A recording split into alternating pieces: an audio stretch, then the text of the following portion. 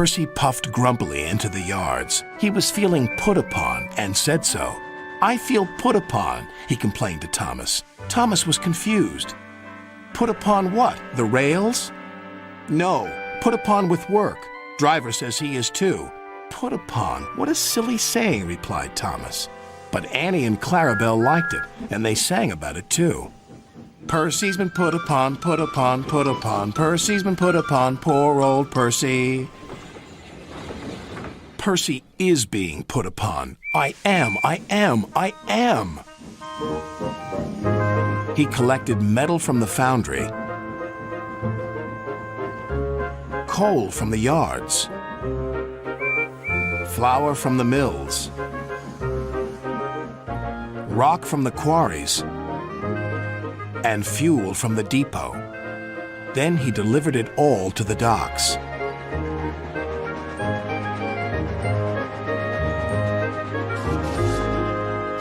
Next, he collected some empty freight cars. "Who's this dirty little engine?" cried the freight cars. "We want Thomas or Duck." Percy ignored them. Put upon, that's what I am. That night, all the engines laughed at him.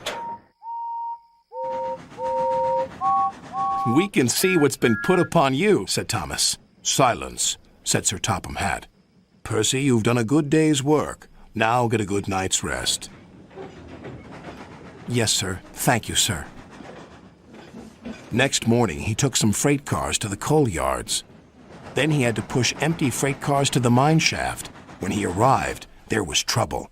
The foreman spoke to his driver. "The freight cars are stuck on the mechanism. All they need is a good push. We'll do it right away." Percy shunted back to where a large canvas barrier was used to protect his line from loose rocks. Percy charged at the line of freight cars too fast and too hard. "Oh no!" gasped Percy. The freight cars broke free, but ran out of control to the mines below.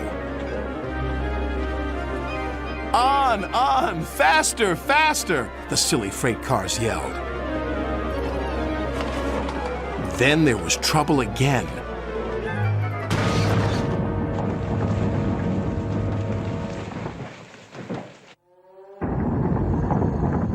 "Get out of here fast!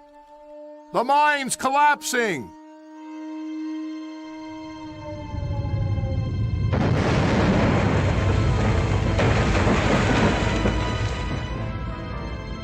"We'll just have to make a run for it, Percy," called his driver.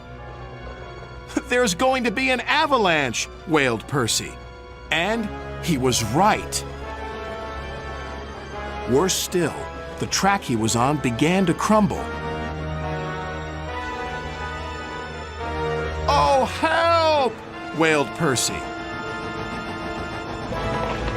Then he remembered something he had seen earlier. "There's a canvas barrier by the track. That might save us." They were just in time.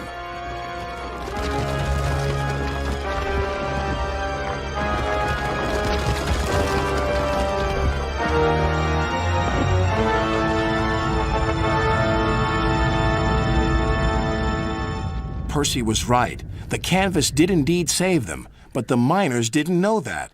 "The avalanche has buried an engine and its crew," shouted the foreman. "We must help them."